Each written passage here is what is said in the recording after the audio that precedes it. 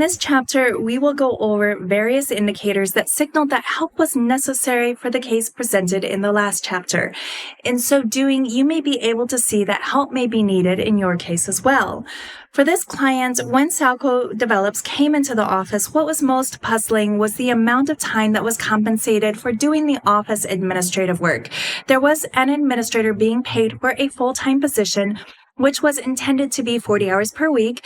After the initial assessment, we found that the job, not yet streamlined and not yet optimized, only entailed 10 to 15 hours of work per week. The time varied slightly depending on what was in queue for that particular week. Increase in time would be due to, for example, month, quarter, and year-end closing work or additional work with vendors if inspections were due or work was required for the building. After investigating regarding the number of hours compensated, what we found were two things. First, the company was firm that they wanted the administrator available in the office to answer the phone when it rang. Second, the company said that payroll was complicated and that a full-time administrator was required as a result.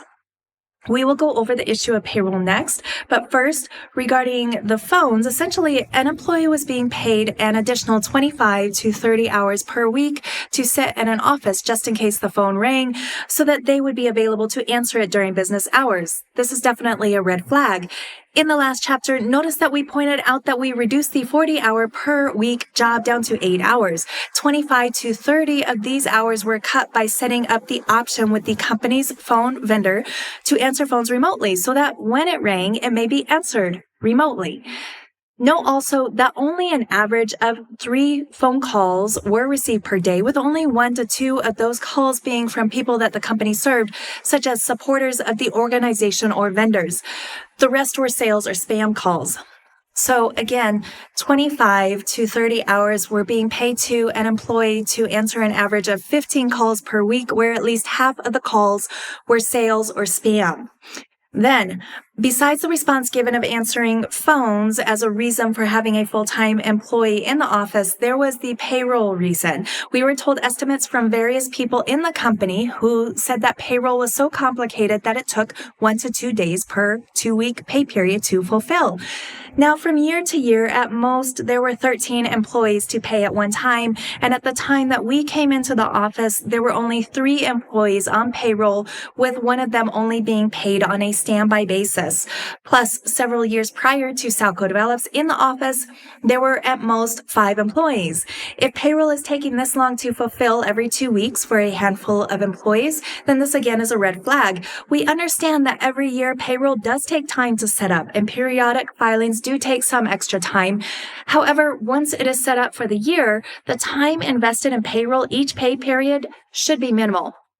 So rather than continuing to pay for several hours of work to be done each pay period, we should rather investigate our processes and procedures in order to see how we may do better.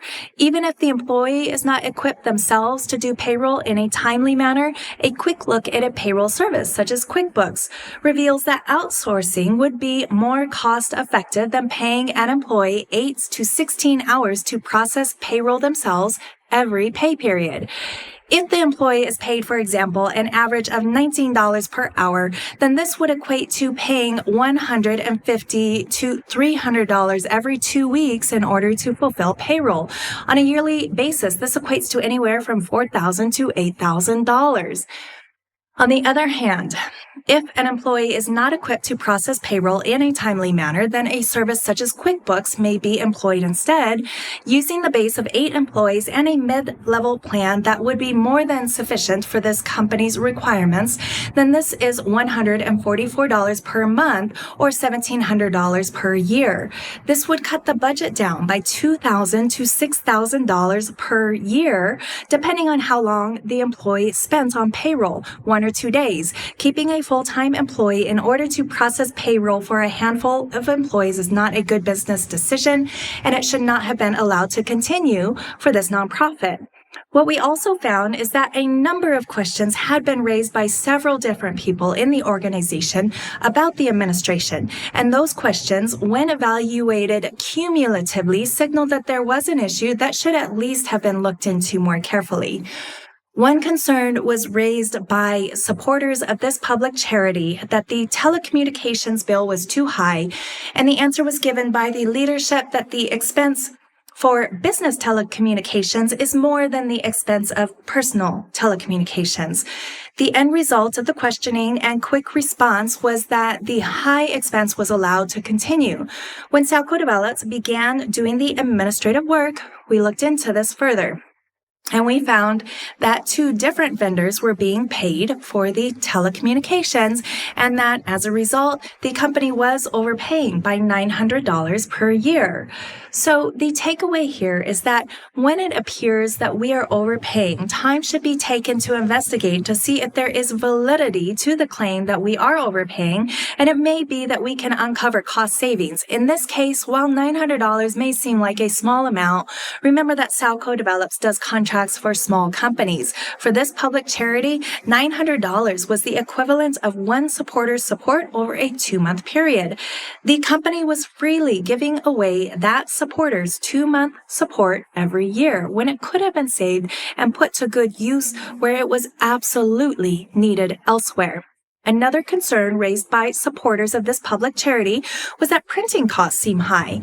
The answer to this was that if printing was taken to Office Depot, the cost would be more than if it was done in-house. This was true for the printing if it was assessed on a copy-by-copy comparison for color copies alone. However, when Salco Develops investigated further, we found that the company was severely overspending. It was paying a lease on a copier, and only at most 50% of the printing for which the company paid was being utilized. On top of this, not just was only 50% of that copier lease being utilized, even the copies that were being made were excessive. For example, for online transactions, the way they were being handled in order to document them, 13 hard copies were printed for one online transaction. This many copies made for one transaction is excessive, and the cost could have been saved by avoiding making the copies entirely and still documenting the transaction, but in a different way and virtually rather than making paper copies. Another example of a red flag is that the company said that the bank would not let them have an online account. Therefore, they continued to pay the fee for paper statements, and they did not enable direct deposit for their employees. Today, we live in a world where online access is freely given for account management.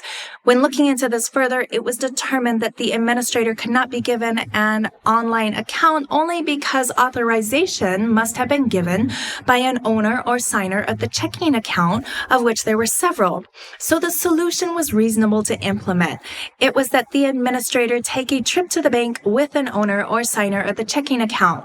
One went to the bank every week to make weekly deposits of contributions. After this was done, the company had an online account freely given. The paper statement with corresponding fee was eliminated and direct deposit was enabled. Our client had been saying for 2 years that it could not be done, yet Salco Develops did this in the first week of the contract. If a number of questions are being asked and the answers do not seem to truly answer the question, or if we are seeing a tremendous amount of time in the office to do a job, when it appears that the job does not take that long, or even if we are seeing a tremendous amount of paper taking up a good amount of real estate in an office, then we may want to look into whether we need an outside assessment of the job, such as that which Salco Develops provides in our nonprofit administration services. While the correct questions were being asked about the work being done in the administration of the company, there were key people who protected the work of the administration to be kept intact as it was.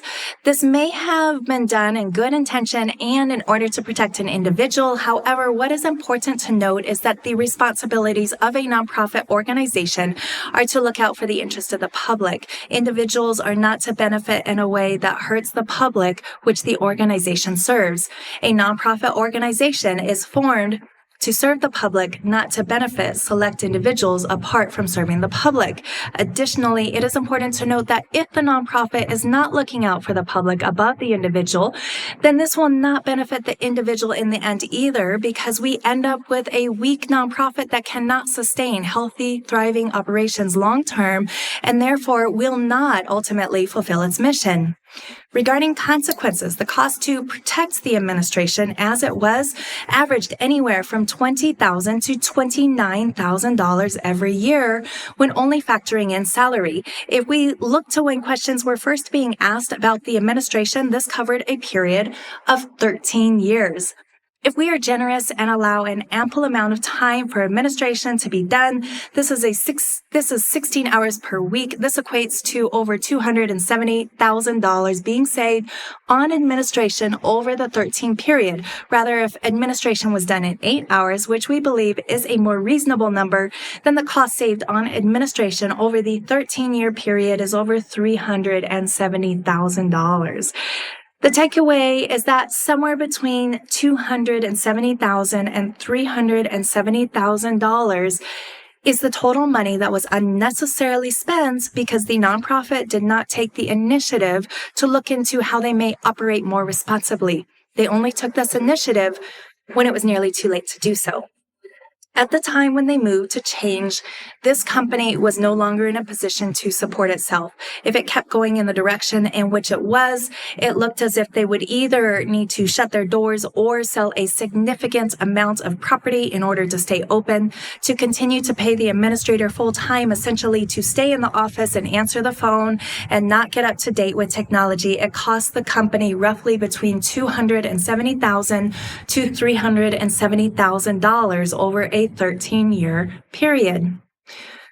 Additionally, the cost that they spent on administration translated to having extremely limited funds to dedicate money for their nonprofit exempt purpose. They were left with primarily only being able to pay the expenses of the building, the CEO's salary, and the administration. Another issue was that the leadership who was responsible to keep track of financial accounts, along with the company's chair of budget and finance, had lost track of the reason for the existence of several accounts. They did not know when or why they were started or who had contributed to them or for what purpose money left in an account was to be used. Procedures were in place for management of expense accounts. However, those procedures had not been updated for nearly 3 decades. There were no procedures that could be found for management of several of the designated funds, such as those designated by committee or contributors for a specific purpose. There was one procedure for designated funds in general that indicated what to do with funds that had a negative balance. However, even that procedure was not followed. There were thousands of dollars being held in accounts carried over from year to year, and they sat unused, not being utilized to fund the public charity's mission. As an organization, if we are not knowledgeable about our accounts, this is something that leadership has a responsibility to address, look into, and clear up. Because of these accounts and how they were set up, the company's financial statement often showed negative equity. Once these accounts were cleaned up, then it had the potential of showing positive equity for several closing periods. So due to financial management that was not completely transparent, many supporters of the company concluded that it was in worse financial shape than it was because they did not pay attention to the particulars of the accounts, but they only looked to the bottom line on the financial report that showed the negative equity. Therefore, part of the nonprofit's issue was that keeping accounts unclear made the true financial picture unclear and presented that they were worse off financially than they actually were. The accounts were not set up in a way that clearly communicated that funds were being put where they were intended to be put. Additionally, because accounting was taken out of the primary accounting system and manually put into spreadsheets and Word documents for reporting, some key transactions were left out, those transactions being contributions. This inaccurate information was given to key decision makers in the company, including the CEO. And because the information was inaccurate, decisions were being made for the company by the leadership based on inaccurate information. We must have accurate records for good decisions to be made.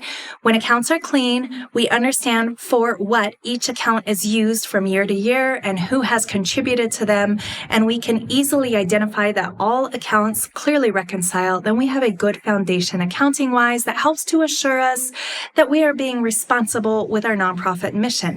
When we do not have a clear picture accounting-wise, then we run the risk of making poor decisions for the company and reporting an inaccurate state of the company to our supporters. This poor leadership in the nonprofit resulted in an unhealthy organization that was in crisis and dying. For Salco Develops, we entered into an agreement with this client because we believed in the mission of the organization and that rather than the pay was the primary drive to do the job. However, the consequences of the lack in funds were severe. They affected several individuals over the years, including Salco Develops.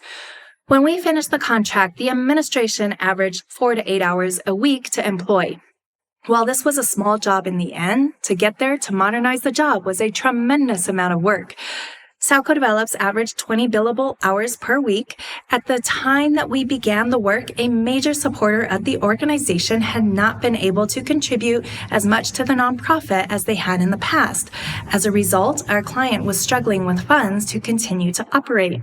There were hopes that this major contributor would recover and the company could receive their contributions in the future. Unfortunately, that never happened, and as a result, after a year into the contract, it became apparent that the company could not afford to pay Salco Develops, even at a part-time rate. As a result, we finished the work for free. This work was another 2.5 years to complete, so the total time of the contract was 3.5 years, and only one of those years was paid.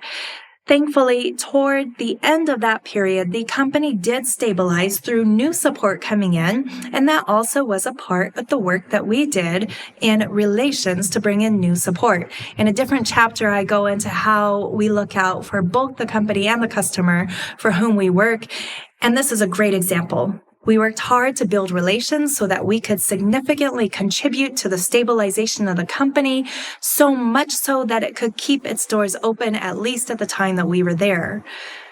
Besides consequences for Salco Develops not being compensated for the work that we did, several other people over the years were affected as well. CEOs for this type of company are really supposed to be there for the life of their employment. This is not one of those companies where there should be high turnover. Unfortunately, there were 13 CEOs who came and left this organization. Most stayed no longer than 5 years, with the longest having a 10-year stay, and that was only for 2 of the CEOs. When talking with other organizations and individuals in the area that worked with the company, there was widespread common knowledge of this company's poor reputation. So even when a survey of the company was taken from a very high level, there were clear indicators that there was a problem. And after analysis of the administration, the issue did become clearer. Because of funds being drained in areas that were unnecessary, CEOs were not compensated at a livable wage to support their family or for retirement. In addition to this, adequate funds were not readily given for the company's expenses. So if the CEO desired to accomplish the nonprofit mission, then he may choose to fund much of the expenses of the mission on his own or be in a continual battle to obtain payment for the expenses. When it was identified that the administration could be reorganized to provide for better utilizing the funds available, the organization would protect the administration to keep it as is. So CEOs that the company brought in were treated poorly, were not compensated adequately to support their family, were not given the power to structure the organization in a way that was healthy and in line with the nonprofit's mission, and as a result, the CEO turnover was high. The people left in the company who held the power after the CEO left were not strong in leadership and could not lead the company to a healthy state, and it ended up with the nonprofit in crisis and in critical danger of shutting down. Know that we are speaking of a nonprofit with a critical mission in an ideal location where the mission of the organization is lacking and desperately needed. Therefore, shutting down would not be in the best interest of the community, providing that the company is carrying out its mission as stated. If questions are being asked and numbers are not adding up, and the organization is in crisis, and in-depth analysis probably is something that needs to happen. It seems as if the authorities of this company were viewing operations in terms of what was best for the interest of individuals and not the interest of the nonprofit, its supporters of its mission, and the public collectively. If they were looking in terms of the interest of the nonprofit, its supporters collectively, and the public, then we believe that they would have taken a different course of action. We say this because somewhere between $270,000 to $370,000 was unnecessarily spent over a period of 13 years that could have been put into other areas where it was critical to have those funds. Also, while key leadership in the company said that they believed in the mission and they said that is why they were there, their actions were contrary to the support of the mission. This resulted in disunity of the leadership that spread in the company. They did not move in one direction, and the organization was hurt as a result. It was nearly torn apart to the point where it would not recover. Note, if only one or two red flags are raised, then there may not be an issue. Rather, if several are raised, there most likely is a root cause that is worth diagnosing. So if you are in crisis and what we explain in this chapter sounds familiar or similar to what you are experiencing, then please contact Salco Develops. We may be able to help, providing the head of your organization is in support and has adequate power in the organization to enact change.